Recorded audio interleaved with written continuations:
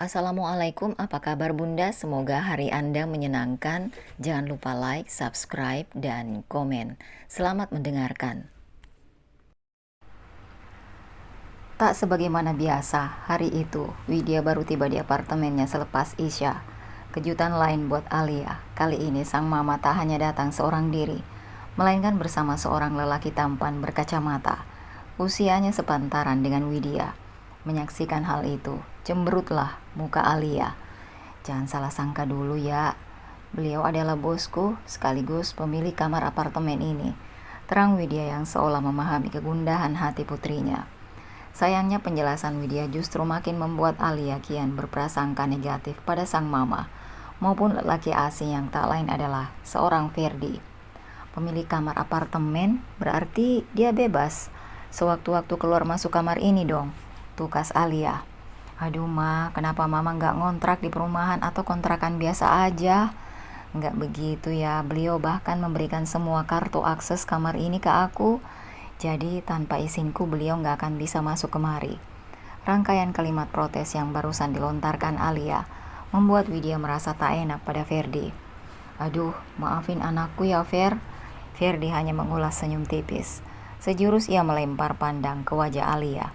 Gak apa-apa Wid, aku justru kagum sama putrimu. Ia begitu menjaga kehormatan ibunya. Ah, dia yang sekolah di pesantren itu kan? Iya betul, siapa namamu nak? Alia. Gadis remaja itu menjawab lirih. Oh iya, mama kamu pernah cerita ke aku, tapi aku lupa. Dalam kesempatan ini, Om mau minta maaf sama kamu karena telah mengajak mamanya Alia lembur mengerjakan tugas kantor. Sehingga baru pulang jam segini, Alia hanya mengangguk tanpa berucap sepatah kata. Besok Alia masih di sini kan? Kembali gadis jelita itu mengangguk. Nah, kalau masih, aku mau ajak kamu sama-sama sama mama untuk jalan-jalan. Alia nggak keberatan kan? Kontak Alia mengerling ke arah Widya. Aku sih gimana mantapnya kamu aja ya, ucap Widya. Mau dong ya, daripada kamu tiduran di apartemen terus. Sekali-kali cuci mata lah, timpal Ferdi. Untuk kali ketiga Alia kembali mengangguk. Nah, begitu dong. Besok Om jemput kamu sekitar pukul 2 siang ya. Iya Om. Akhirnya Alia menjawab pertanyaan Ferdi dengan kata-kata. Tak ayal wajah Ferdi pun kian sumringah. Setelahnya Ferdi undur pamit. Sepeninggal lelaki berkacamata itu, sejumput perasaan bersalah melingkupi batin Alia.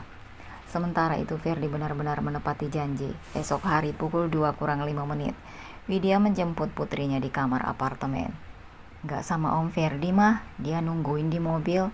Takut kamu marahi, Widya gegas mengganti seragam kantornya dengan blus, dipadu padan celana panjang sebagai bawahan, sementara Alia mengganti kaosnya dengan gamis serta bawahan rok panjang. Gegas mereka menuju area parkir tamu di sebelah taman apartemen, dan memang Ferdi telah menunggu di dalam mobil. Kedua ibu dan anak itu segera melangkah naik, duduk bersebelahan di jok belakang. Sepanjang perjalanan Alia tiada henti bertanya dalam batin, hendak diajak kemanakah dirinya oleh Om Ferdi. Namun kendati didera penasaran, Alia enggan melisankan tanya. Setengah jam berselang mobil yang dikemudikan Ferdi berbelok memasuki pelataran sebuah mall elit. Usai memarkir sedan warna white pearl tersebut di basement, lekas Ferdi mengajak Widya dan Alia ke lantai 2, tempat gerai penjualan berbagai macam pakaian. Alia, kamu boleh pilih pakaian mana aja yang kamu suka. Nanti Om yang bayarin. Seketika Alia terhenyak. Setengah tak percaya, sejurus ia melempar pandang ke wajah lelaki berkacamata tersebut. Beneran Om? Benerlah, masa bohongan? Gegas Alia menuju deretan pakaian muslimah yang dipajang dengan hanger. Tanpa ragu ia memilih 2 lembar gamis, 2 lembar jilbab lebar, dan 3 lembar rok panjang. Aku boleh beli sepatu Om? Tanya Alia yang disambut tatapan setengah melotot Widya. Aduh Alia, jangan aji mumpung gitu dong. Kamu kan, apalagi ini harga barang-barang di sini mahal, protes perempuan berwajah manis itu. Gak apa-apa Wid. Alia tersenyum lebar. Tak hanya itu, Ferdi bahkan membelikan Alia sebuah ponsel baru. Kali ini sebetulnya Widya keberatan sebab di pesantren para santri dilarang membawa HP, akan tetapi Alia berkelit. Ponsel tersebut bisa dititipkan dulu sama kakek. nanti baru dipakai tiap ia libur akhir pekan. Udah Wid, yang penting Alia senang, timpal Ferdi yang membuat Alia menyunggingkan senyum kemenangan terhadap sang mama. Selepas membelikan Alia berbagai macam barang, mereka terus berjalan-jalan keliling mall, istirahat sejenak untuk sholat asar, dan setelahnya Ferdi mengajak gadis remaja itu menuju toko perhiasan. Alia, sekarang kamu boleh pilih kalung mana yang kamu suka. Jangan Fer, kamu udah ngeluarin duit banyak buat Alia. Aku kan nawarin Alia bukan kamu, timpal Ferdi. Tuh kan, makanya mama jangan sirik, ucap Alia yang seketika membuat Widya menggeleng-gelengkan kepala. Sekali lagi Ferdi meminta Alia untuk memilih perhiasan kalung yang diinginkan, tapi kali ini Alia menolak. Ia meminta Ferdi yang memilihkan untuknya. Maka akhirnya lelaki berkacamata itu memilih seuntai kalung 18 karat untuk Alia. Fer, kalung itu terlalu mahal buat anakku. Enggak Wid, Alia berhak mendapatkannya. Jauh di kedalaman hati, Widya kian merasa tak enak pada Ferdi. Sebaliknya wajah Ferdi kian sumringah menyaksikan ekspresi Alia yang teramat bahagia. Dalam satu momen, sejurus Ferdi menyapukan pandang ke wajah Widya. Dalam hati ia berucap, tenang Wid, khusus buat kamu aku akan membelikan perhiasan yang jauh lebih mahal dari apa yang aku berikan pada Alia. Ferdi lekas membayar seuntai kalung emas 18 karat yang ia beli untuk Alia. Gadis remaja itu tak henti mengulas senyum usai menerima box mini warna merah berisi untaian kalung. Selepas itu, mereka kembali berjalan santai menyusuri segenap sudut mall, hingga tatkala mereka telah sama-sama merasa lelah dan perut pun mulai keroncongan. Ferdi berucap, kita makan dulu ya sebelum balik. Alia maunya kita makan di mana? Rumah makan Padang, seafood, atau aku sih pinginnya makan nasi kebuli lauk daging kambing di restoran Timur Tengah. Alia? Widya menatap putrinya setengah melotot. Ada bongkahan rasa malu yang menyelinap dalam batin. Namun Ferdi justru tertawa lepas. Santai aja Wid, kalau begitu sekarang kita kembali ke lantai dasar. Kita makan di restoran Arab. Dan muka Alia pun makin berbinar ceria. Akhir pekan ini Ferdi hendak mengajak Widya menemui salah seorang rekan bisnisnya dari luar negeri. Untuk itulah ia lebih dahulu mengirim pesan WA kepada Alia. Maafin Om ya, kali ini aku mau ajak Mama Alia nemuin salah satu rekan bisnis Om dari luar negeri. Mungkin nanti mamanya Alia pulang terlambat. Jaga mamaku baik-baik, awas aja kalau berani sampai macam-macam sama mama, balas Alia yang seketika membuat Ferdi tertawa. Tak selang lama Ferdi lekas melajukan mobilnya meninggalkan kantor PT Ciptama Wahana. Sebagaimana biasa, Widya duduk di jok belakang di halaman sebuah cafe shop di bilangan Jakarta Selatan. Mobil itu berhenti. Syukurlah partner bisnisku belum datang. Bagiku lebih baik kita yang menunggu daripada ditunggu, ucap Ferdi. Emang rekan bisnismu kali ini dari negara mana, Fer? Nanti kamu juga akan tahu sendiri. Benar saja, tak sampai 3 menit. Seorang pria berperawakan tegap, kekar dan gagah dalam balutan kemeja rapi mengayun langkah memasuki ruangan utama coffee shop.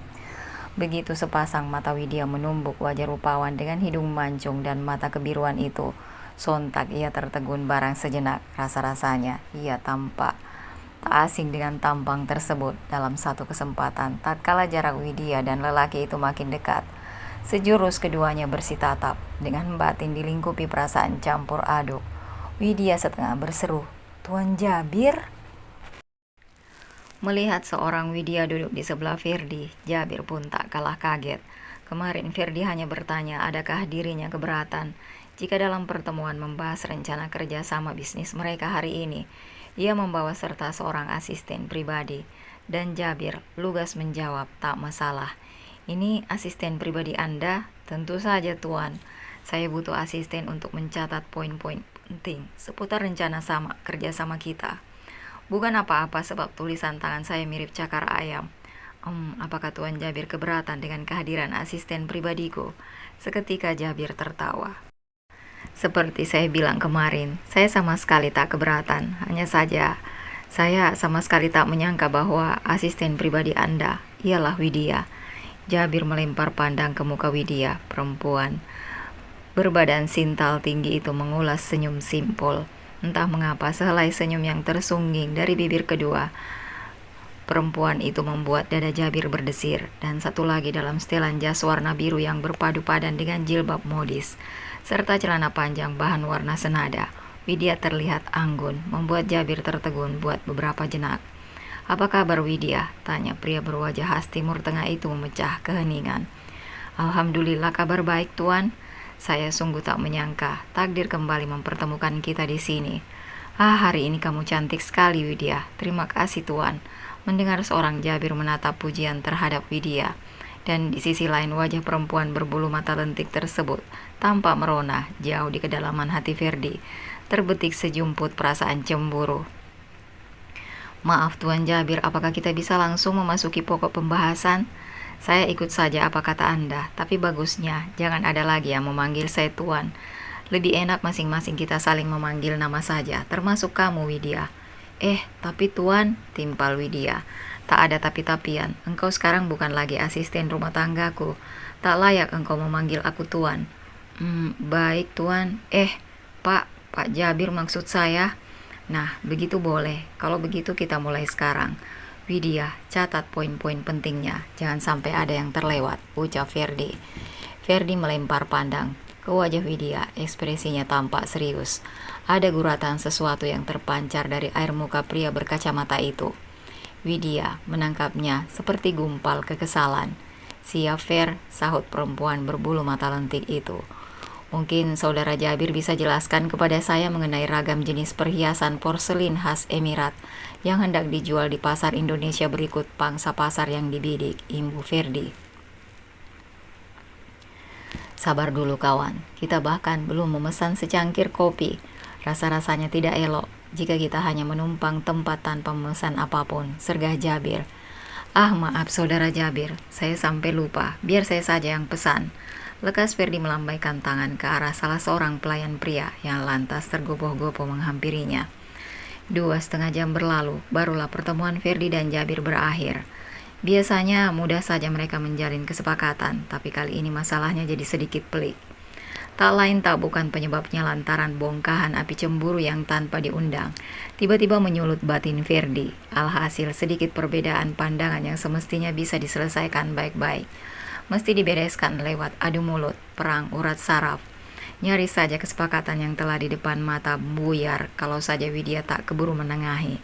Gegas perempuan berwajah manis itu mengucap permohonan maaf kepada Jabir. "Maaf Pak Jabir, bos saya sedang menghadapi masalah keluarga yang sayangnya tak bisa saya ungkap di sini. Oleh karena itulah tadi beliau sedikit kurang fokus. Namun demikian saya mohon Pak Jabir berpikir 1000 kali untuk mencari partner lain dalam bisnis ini. Karena saya yakin sebetulnya antara Bapak berdua telah terjalin kecocokan dan kesepahaman yang mungkin sulit dijumpai pada partner lain. Oh ya, sebelumnya saya mohon maaf jika Bapak berdua tak berkenan dengan kelancangan saya yang ikut bicara sesuatu yang mungkin bukan wewenang saya." Akhirnya kedua pria itu terpasung dalam diam. Buat beberapa jenak, Ferdi lekas tersadar dirinya terbawa emosi hingga tak mampu berpikir realistis. "Oke saudara Jabir, apa yang dibilang Widya tadi memang benar. Untuk itu saya mohon maaf dan kali ini saya setuju dengan draft kerjasama yang Anda ajukan tanpa ada perubahan lagi." Ferdi menarik nafas lega. Jabir mengulas senyum lebar. "Deal," sekali lagi Jabir memastikan. "Deal," jawab Ferdi mantap. Setelahnya kembali mereka menyesap kopi yang mulai dingin. "Oh ya, apakah Anda mengizinkan Widya untuk mengambil cuti barang seminggu kawan?" tanya Jabir. "Kalau ada keperluan mendesak barang tentu aku izinkan. Kali ini saya benar-benar minta tolong sama Anda," ucap Jabir. "Minta tolong apa?" "Putraku Said yang berkebutuhan khusus kemarin masuk rumah sakit. Ini adalah kali keduanya selama sebulan belakangan."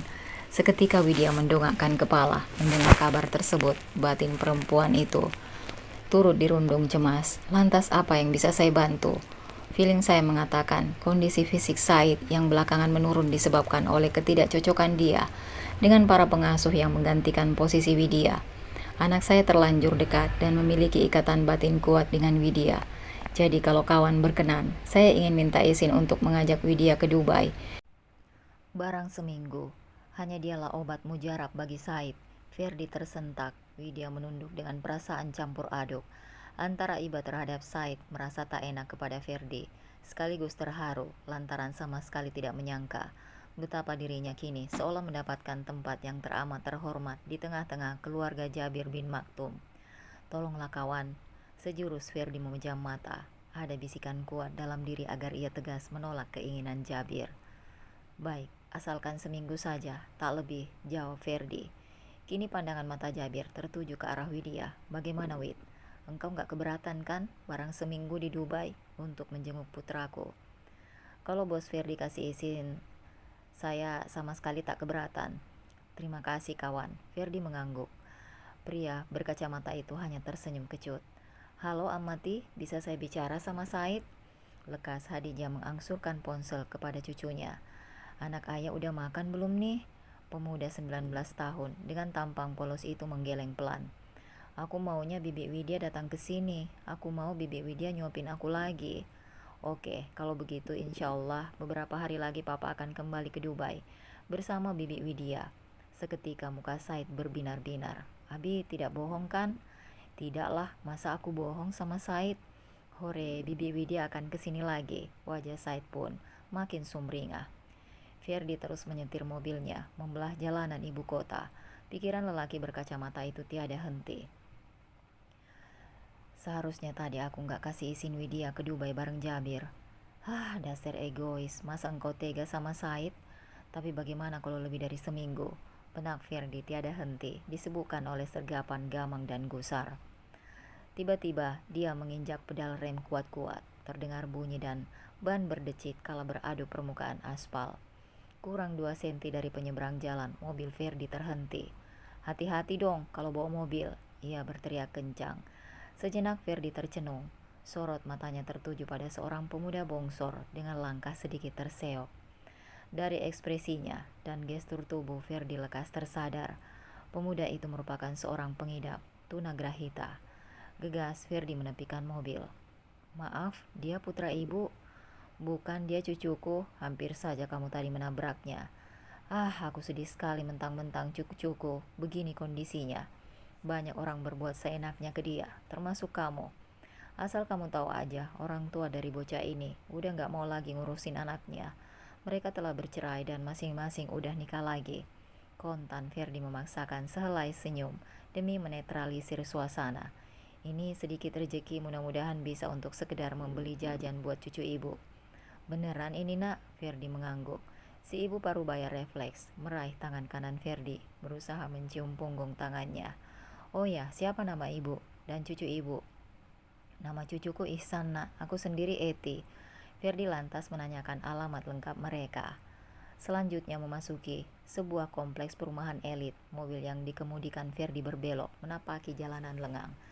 Tempat di garasi rumah bertingkat 2 dengan cat tembok biru muda. Pria itu melangkah turun menuju serambi ruang tamu. Bayangan seraut wajah Ihsan yang mengingatkannya pada sosok Said. Dari sinilah akhirnya Ferdi memahami bahwa sangat mungkin posisi Widya teramat vital bagi Said. Sekali lagi saya ucapkan terima kasih banyak sama kamu kawan. Baru saja mendengar kabar soal kedatangan Widya. Kondisi Said makin membaik. Ada satu kejadian lucu yang mesti engkau tahu. Seharusnya esok pagi saya telah diperkenankan pulang. Tapi putraku tidak mau. Alasannya ia ingin menunggu Widya, menjenguknya. Sebuah pesan baru saja menghampiri aplikasi WA. Ternyata dari Jabir. Begitulah isi pesannya. Tak selang lama Ferdi lekas membalas WA-nya. Kalau begitu cepatlah engkau kembali ke Dubai bareng Widya. Aku telah memutuskan untuk memberi tambah cuti 2 minggu demi putramu. Terima kasih, semoga Allah melancarkan segala urusannya. Usai sudah saling balas pesan antara keduanya, kini giliran Ferdi menghubungi sang ibu di kampung halamannya, pinggiran kota Purworejo. Aduh Le, ku harap waktu pulang kampung besok engkau datang bersama calon menantuku. Ucap Tarsiah, ibu dari seorang Ferdi melalui sambungan telepon.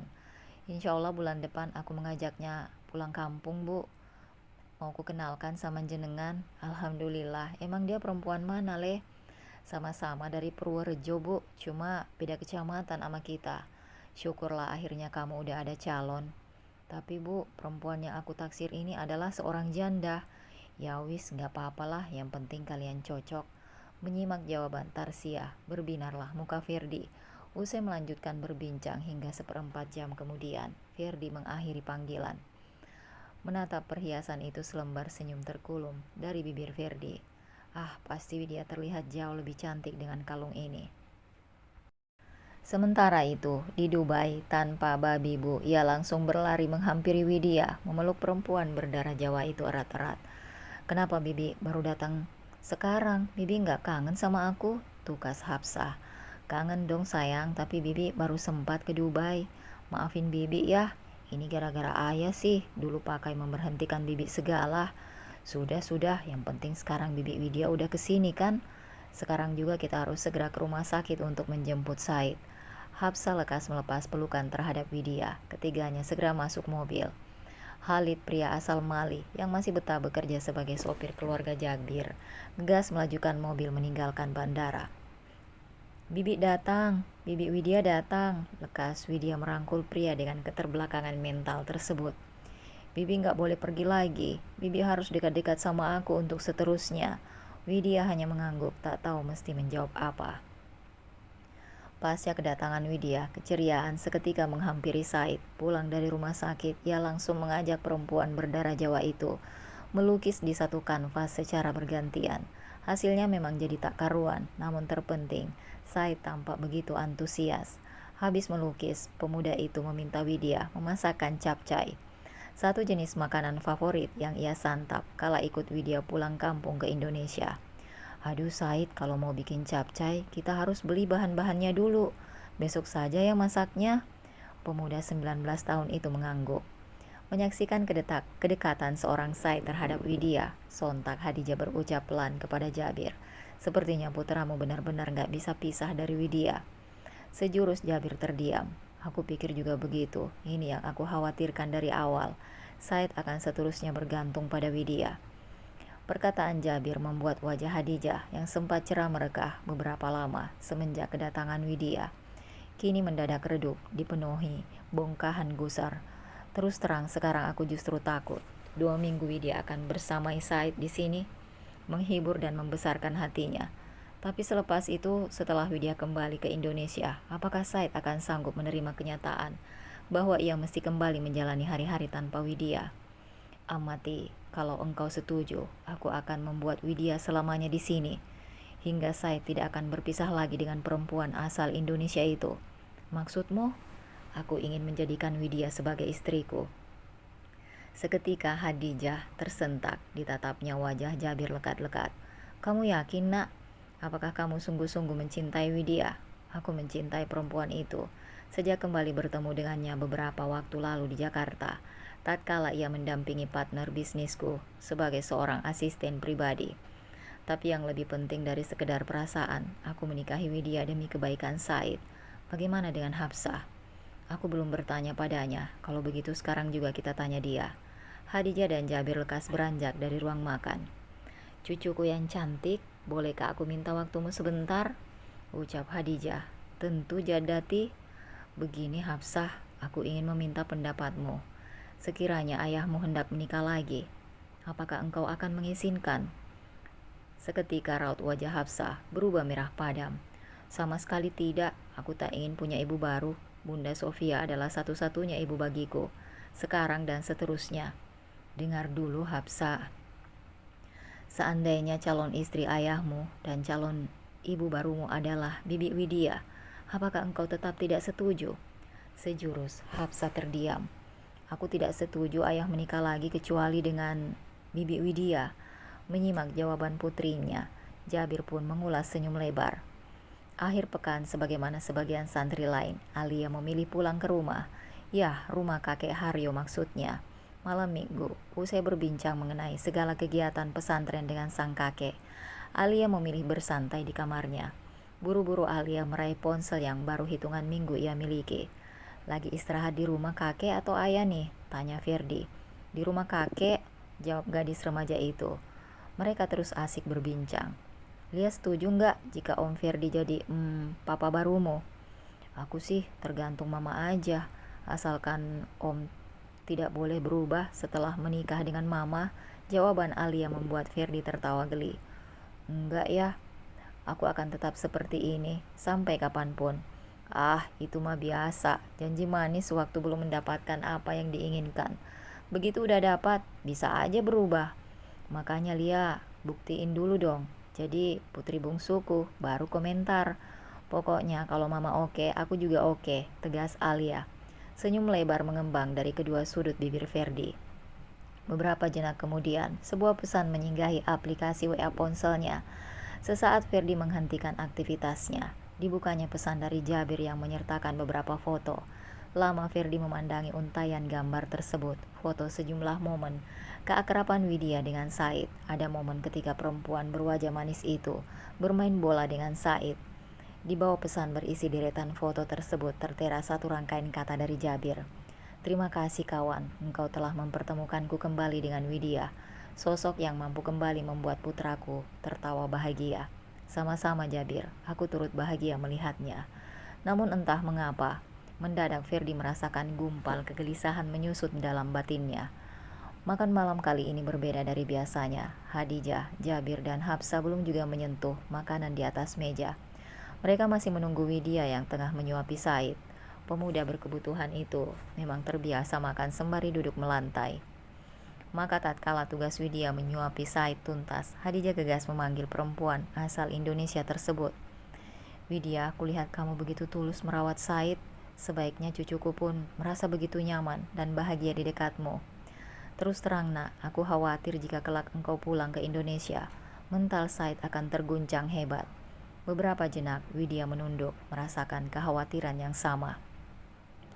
Semoga apa yang dikhawatirkan umat tidak terjadi. Untuk itu nak, dalam kesempatan ini saya hendak menanyakan satu hal sama kamu. Apakah kamu bersedia jika seterusnya menjadi ibu sambung bagi Said, sekaligus menjadi menantuku? Seketika Widya tersentak. Widya, apakah engkau berkenan menjadi istriku? Kali ini Jabir yang melontar tanya. Bagaimana Hafsah? Engkau tak keberatan jika kelak memanggil bibi Widya dengan panggilan Umi? Kali ini Hadijah coba melibatkan cucu perempuannya. Seperti kukatakan kemarin, aku tidak pernah setuju ayah menikah lagi. Aku tidak ingin ada orang lain yang menggantikan posisi Bunda Sofia. Namun semua itu tidak berlaku khusus bagi bibi Widya. Jawaban lugas seorang Hafsah membuat sepasang mata Widya berkaca-kaca. Batinnya dilingkupi bucah perasaan haru. Namun untuk mengiyakan keinginan Hadijah dan Jabir bukan sesuatu yang mudah baginya. Akan tetapi perempuan itu lekas tersadar, nyatanya hingga detik ini Ferdi belum pernah secara serius menyatakan keinginan untuk meminang. Memang tak terhitung kebaikan seorang Ferdi. Pria itu nyaris tak berjarak dengannya. Satu lagi Widya adalah cinta pertama Ferdi. Pun demikian sebaliknya, namun tanpa ucapan lisan yang tegas dan lugas, tetap belum bisa dikata bahwa Ferdi benar-benar menginginkan dirinya sebagai pendamping hidup. Bagaimana nak, engkau bersedia menjadi menantuku, sekaligus istri dari Jabir putraku, serta ibu bagi Said dan Hafsah? Aku belum bisa memutuskan sekarang, Enggak masalah nak, ini adalah salah satu episode besar dalam hidupmu. Tanpa menunggu persetujuan Widya, Hadijah lekas mengambil piring. Aduh, kenapa banyak sekali Itu tepat seporsi nak, masa seporsi kebanyakan? Apa perlu kamu kusuapi? Makasih tapi nggak usah jawab Widya. Selepas makan Widya gegas menuju kamar. Mula-mula Said ingin kembali mengajak Widya melukis bersama, tapi buru-buru Hadijah melarangnya. Said, biarkan bibi Widya beristirahat, seharian main sama kamu, pasti dia kecapekan. Pemuda 19 tahun itu hanya menggeleng. Sementara Widya gegas mengempaskan badan di hamparan spring bed.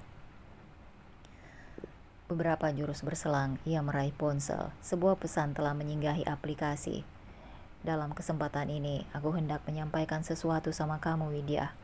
Apakah engkau bersedia menjadi istriku? Belum juga ia mampu memberi jawaban atas tawaran Hadijah dan Jabir. Kini Ferdi pun mengajukan pertanyaan serupa.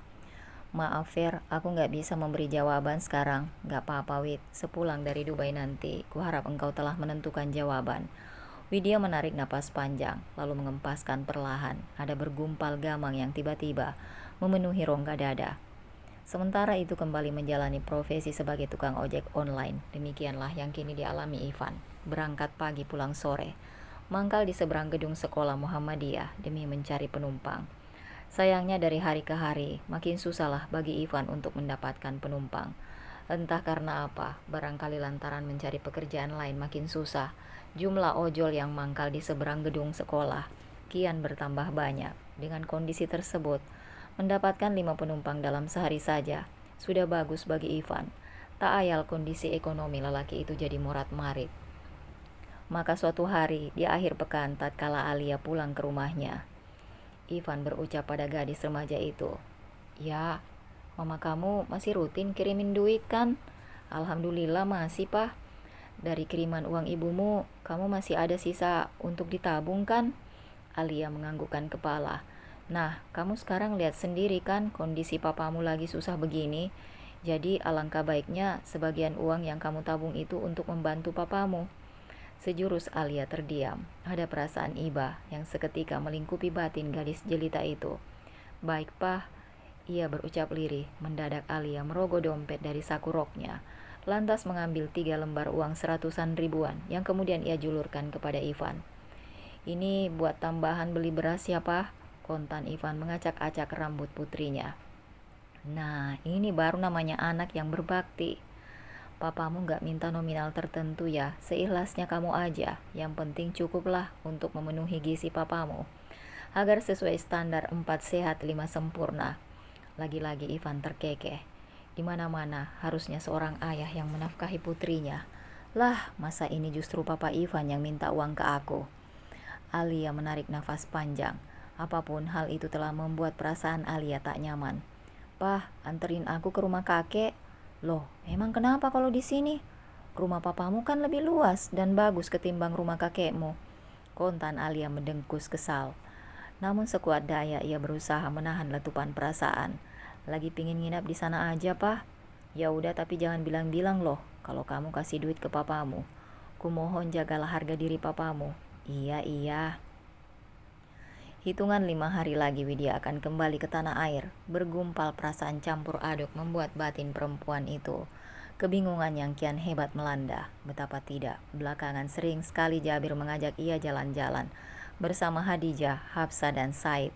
Mulai dari menikmati sensasi naik perahu di sungai air garam Dubai Creek, menapaki setiap sudut Dubai Museum, hingga memanjakan mata menikmati sejumlah destinasi wisata di Palm, Jumeirah. Tak hanya itu, sore tadi Jabir juga mengajaknya jalan-jalan ke Dubai Mall, membelikan sejumlah pakaian berdesain mewah dan elegan untuknya.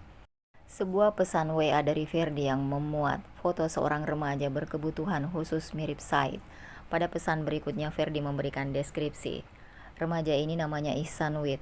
Aku pertama bertemu dengannya sekitar 2 minggu lalu. Nggak sengaja sih, aku nyaris menabraknya.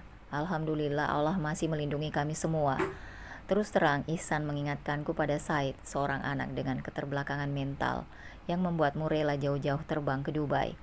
Kini aku selalu menyempatkan diri barang seminggu 2 kali menjenguk Ihsan. Ia tinggal di sebuah kampung padat pinggiran ibu kota bersama sang nenek yang hidupnya pun pas-pasan. Kamu nggak keberatan kan, Wid, jika setelah menikah nanti kita mengangkat Ihsan sebagai anak asuh? Terang saja Widya kebingungan menjawab pertanyaan yang dilontarkan Ferdi lewat pesan WA. Beberapa lama ia hanya mampu duduk terpasung sembari memandangi layar mini. "Bagaimana, Wid? Kamu keberatan jika kita kelak mengadopsi Ihsan sebagai anak asuh?" Ferdi mengulangi pertanyaan serupa. "Tidak, Fer. Menurutku bagus sekali jika kita bisa menyantuni anak-anak berkebutuhan khusus macam dia." Terkesan basa-basi dan formalitas, itulah yang dirasakan Ferdi terhadap jawaban Widya, menghadirkan sejumput perasaan janggal dalam benak pria berkacamata itu. "Widya, melalui kesempatan ini, aku hendak bilang sesuatu. Sepulangmu dari Dubai nanti, aku mau melamar kamu ke rumah ayahmu. Kamu siap kan?" Nyaris saja copot jantung Widya membaca pesan barusan. "Duh, aku benar-benar kaget, Fer. Tapi okelah, nanti aku mau bilang ke ayah dulu." Sebetulnya Widya hanya ingin mengulur waktu lantaran tak sanggup memberi jawaban. "Lah, aku kan mau ngelamar kamu, bukan ayahmu. By the way, gak masalah sih, itu menandakan kamu anak berbakti, yang dalam setiap keputusan selalu melibatkan orang tua. Pokoknya kalau ayahmu udah ACC, langsung kabari aku ya." "Insya Allah, Fer." Demikianlah jawaban Widya. Di sisi lain, Ferdi tak sabaran untuk menunggu datangnya hari ketika ia dan keluarganya datang melamar Widya. Kembali Ferdi menaruh kalung ke dalam box perhiasan, lalu mengembalikannya ke rak lemari. Yah, tak salah lagi, sosok yang menghubungi Ferdi kali ini ialah Jabir. Mula-mula keduanya saling berbincang soal eksekusi kerjasama bisnis yang telah mereka sepakati. Namun lambat laun, Jabir bertanya seputar jodoh pada Ferdi. Ayolah kawan, buruan menikah, tunggu apa lagi? Doakan saya Jabir, saya sudah ada rencana untuk melamar seorang perempuan. Alhamdulillah, kutunggu undangan nikahmu kawan. Tentu, aku akan mengundangmu.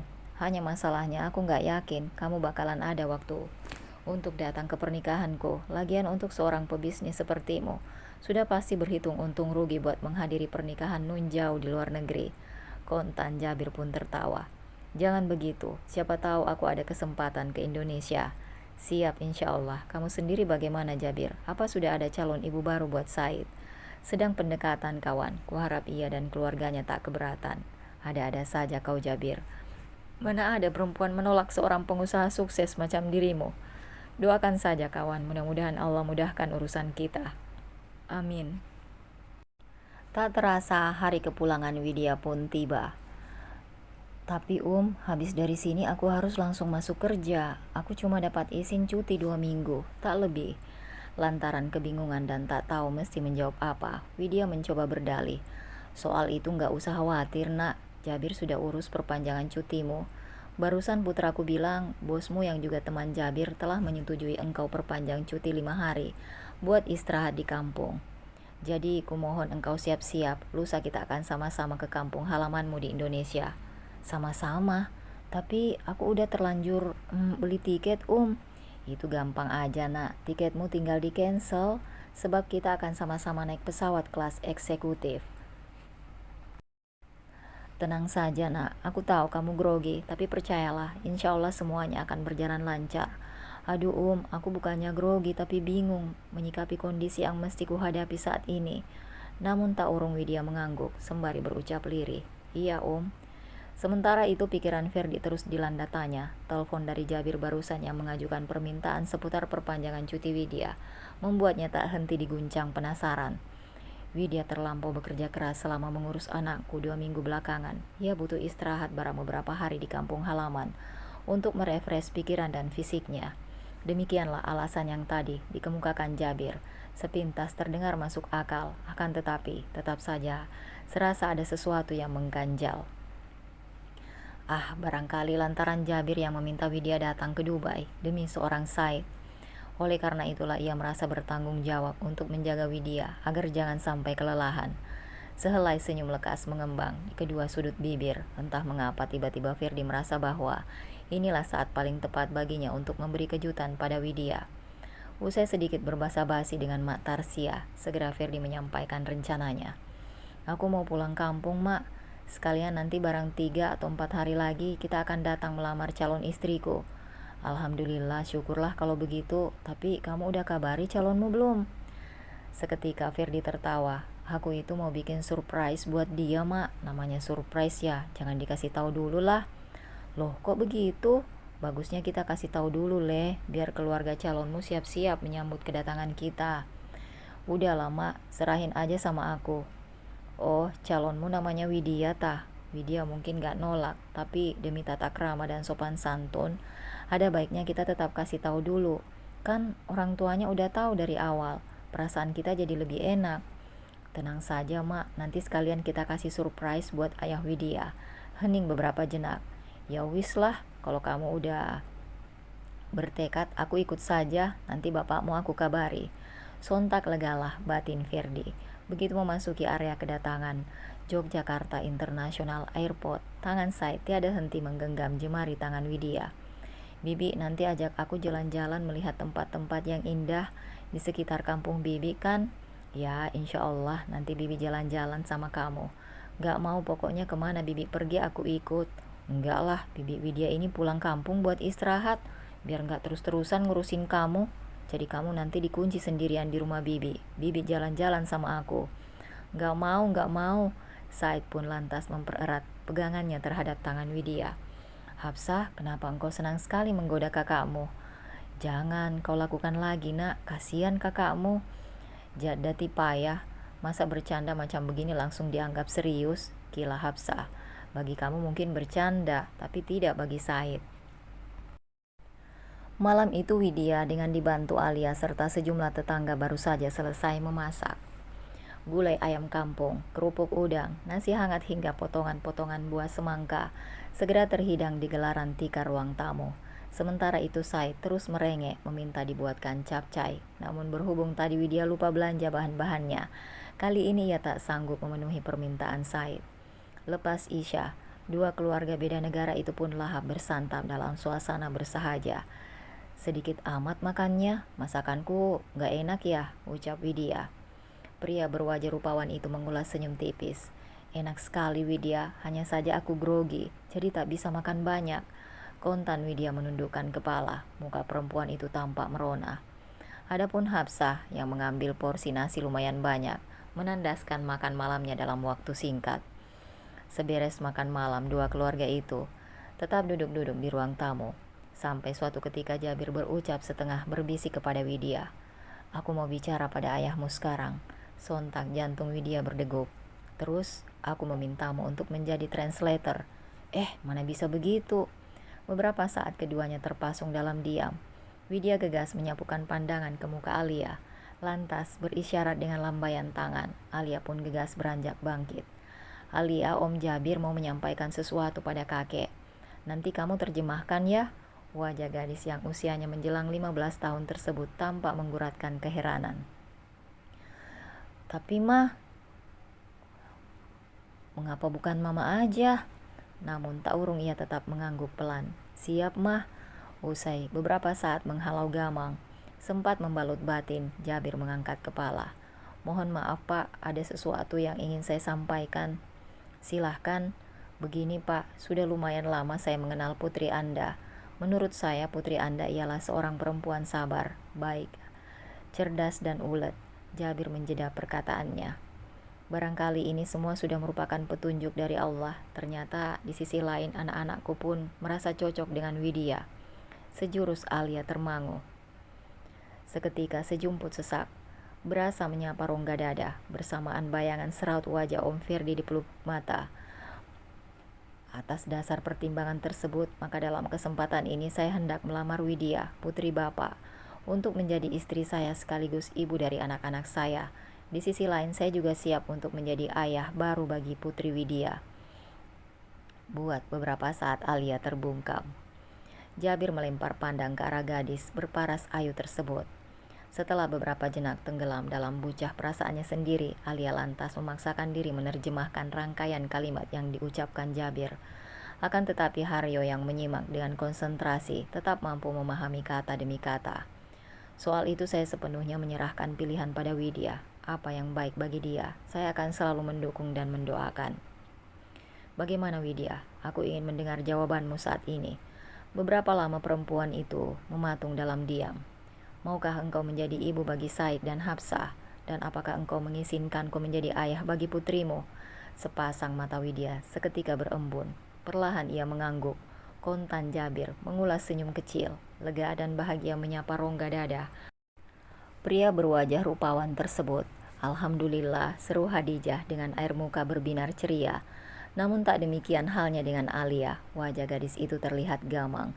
Batinnya dibalut galau tiada kira. Untuk kesekian kali seraut tampang Ferdi membayangi pelupuk mata. Harusnya Om Ferdi yang melamar Mama. Pukul 10:30 siang, Pak Haryo baru saja pulang dari ladang. Jabir yang hendak mencoba pengalaman baru turut pula ke ladang. Maka begitu kembali ke rumah bersama sang calon mertua, bulir-bulir keringat sebesar jagung membanjiri tubuh Jabir. Akan tetapi begitu pria itu tersebut memasuki halaman rumah Pak Haryo, kontan ia dikagetkan dengan sebuah sedan bercat bodi white pearl yang terparkir di salah satu sudut. Sungguh tak kusangka-sangka kita bisa berjumpa di sini, ucap pria berkacamata yang tak lain ialah Firdi dalam bahasa Inggris. Aku juga tak menyangka akan bertemu Anda di sini. Dunia ternyata begitu sempit, timpal Jabir. Ngomong-ngomong, dari mana kau kawan? Habis ikut ke ladang, lumayanlah untuk cari keringat. Seketika Firdi tergelak. Itu sih bukan cari keringat, tapi mandi keringat. Seumur-umur pasti baru kali ini kan? Kamu pegang cangkul? Yes, selalu ada kesempatan pertama untuk mencoba hal baru. Oh ya, kenalkan dulu, ini ibu dan ayahku, ucap Ferdi. Dengan sopan Jabir menjabat tangan Pak Susanto, sedangkan terhadap Mak Tarsia ia cukup berisyarat dengan menangkupkan kedua telapak tangannya. Tak selang lama Alia muncul dari bingkai pintu rumah. Perlahan ia mengayun langkah menghampiri Ferdi, lantas mengucap salam sembari memaksakan sehelai senyum. Bagaimana kabarmu ya? Alhamdulillah baik om. Kamu lagi kurang enak badan? Asal saja Alia mengangguk, hanya sedikit kecapean om. Sementara Ferdi dan Alia berbincang ringan, Widya hanya terdiam di sofa. Sederet untayan tanya menyeruak dalam benak. Semakin memikirkan semua itu, kian dalamlah Widya terjerembab ke dalam kegelisahan. Ferdi gegas berdiri. Ayo semuanya masuk ke dalam. Di sini aja pak, sambil ngadem, sahut Ferdi. Loh, ini ada tamu kok, nggak dibikinin minuman? Kalau saya boleh tahu, ada perlu apa nih kamu jauh-jauh datang dari Dubai kemari? Said nggak bisa pisah dari Widya. Di samping ada keperluan lain juga. Nanti kamu akan kuberitahu. Beberapa menit berselang, Alia dan Widya kembali ke Serambi, seraya mengusung baki berisikan gelas-gelas teh panas. Selepas acara ramah tamah dengan perbincangan ringan usai. Mohon maaf sebelumnya kedatangan kemari ke rumah Pak Haryo kali ini. Yang pertama ialah dalam rangka untuk menyambung tali silaturahmi. Kedua, saya hendak meneruskan apa yang menjadi keinginan Ferdi putra saya. Yang mana kita tahu bahwa Ferdi dan Widya ini telah lama saling kenal. Sedari mereka sama-sama di bangku SMA. Pak Susanto mengambil jeda sesaat. Saat ini Widya juga bekerja di perusahaan anak saya, lanjut Susanto. Dengan demikian tak perlu diragukan lagi bahwa Widya dan Ferdi telah saling kenal, saling memahami karakter. Bahkan Alia putri Widya juga udah lumayan akrab dengan Ferdi. Oleh karena itulah dalam kesempatan ini saya hendak menyampaikan niat baik putra saya untuk melamar Widya sebagai istrinya. Sontak hening membungkus seisi ruangan. Mendengar untayan kata yang terlisan dari Pak Susanto, batin Alia serasa tercabik. Kenapa Om Ferdi baru datang sekarang? Sementara Pak Haryo mencoba bersikap tenang, meski sejatinya ia pun begitu terguncang. Kalau saja ia tahu Ferdi berikut kedua orang tuanya pun akan datang untuk melamar, sudah barang tentu Haryo akan menolak lamaran orang lain untuk putrinya, siapapun dia. Perlahan Haryo menarik napas panjang, lantas menghempaskan perlahan. Di sisi lain, Said yang semenjak tadi duduk di samping Hadijah mendadak menghampiri Widya. Tiba-tiba saja tangan pemuda berkebutuhan itu menggamit lengan Widya sembari berdiri tepat di depannya, seakan menyampaikan satu pesan. Pertama-tama saya sungguh merasa tersanjung dengan lamaran yang diajukan Nak Ferdi. Saya pribadi mengucap beribu terima kasih. Mudah-mudahan Allah memberi balasan dengan kebaikan berlipat ganda. Kembali Pak Haryo menyapukan pandang ke muka Widya. Sebetulnya ingin sekali kami menyambut niat baik Nak Ferdi sekeluarga dengan tangan terbuka, namun beribu maaf kami tak bisa melakukannya sebab putri kami telah dilamar oleh Nak Jabir dari Dubai. Seketika Ferdi pun terkesiap. Dari sorot mata sahabatnya yang menyeratkan kekagetan, insting Jabir dapat menebak bahwa Ferdi telah mengetahui satu hal yang saat ini tengah ia rahasiakan. Maaf kawan, tadinya aku baru akan memberitahukan hal ini menjelang pernikahanku. Rupanya engkau telah mengetahui semua ini dari ayahnya Widya. Tak ada balasan dari Ferdi. Pria berkacamata tersebut justru sejenak memejamkan mata. Jabir merasa janggal dengan sikap Ferdi. Sesungguhnya salah satu tujuan kedatangan saya ke Indonesia memang untuk melamar Widya kawan. Dalam kesempatan ini saya hendak mengucapkan banyak terima kasih sama kamu. Mendengar perkataan Jabir, seraup ngilu membalut batin Ferdi. Terima kasih kawan, Jabir menepuk pundak Ferdi. Ini namanya kita dipermalukan leh, ucap Mak Tarsia. Demi harga diri kamu harus secepatnya memecat perempuan tak tahu diuntung itu. Ferdi enggan menimpali. Mobil terus melaju menapaki jalan desa. Sementara di Serambi rumah Pak Haryo, Widya terus tertunduk. Bulir-bulir bening tiada henti membasuh pipi perempuan berwajah manis itu. Gak apa-apa nak, sejak pertama kali kita bertemu Ferdi di Dubai dulu. Dari bahasa tubuh dan sorot matamu aku dapat membaca bahwa engkau dan Ferdi pernah menjalin hubungan istimewa. Oleh karena itu aku sepenuhnya dapat memahami apa yang saat ini tengah engkau rasakan. Isak tangis Widya kian pecah. Aku yakin nak, engkau akan mampu melewati semua ini. Putaran waktu akan menyembuhkan dilema yang saat ini melanda hatimu. Singkat cerita, bulir-bulir air mata mendadak begitu deras membasuh pipi Alia begitu ia menyaksikan Ivan, papa kandungnya, yang memakai kemeja sedikit lusuh melangkah naik ke panggung mini, lalu memberi ucapan selamat pada kedua mempelai. Wajah Ivan tampak sendu, sorot matanya kuyu, menyiratkan pahit getir keseharian yang kini mesti ia lakoni. Hari ini ialah momen perpisahan siswa kelas 9 pesantren tempat Alia menimba ilmu. SMA, nanti kamu mau lanjut di SMA pesantren atau gimana nih? Tanya Ivan. Tadinya sih rencanaku gitu, Pak. Loh kok tadinya? Emangnya sekarang bagaimana? Mama Widya dan Papa Jabir menawariku untuk lanjut sekolah di Dubai. Kukira itu kesempatan bagus yang sayang banget untuk dilewatkan. Ngapain juga jauh-jauh ke Dubai? Mau SMA di Indonesia atau Amerika sekalipun? Toh yang namanya anak perempuan, ujung-ujungnya larinya ke dapur juga. Mending lanjut di sini aja ya. Kok papa mikirnya sempit gitu sih? Justru anak perempuan itu harus mengenyam pendidikan yang berkualitas, karena kelak ia akan menjadi madrasah pertama bagi anak-anaknya.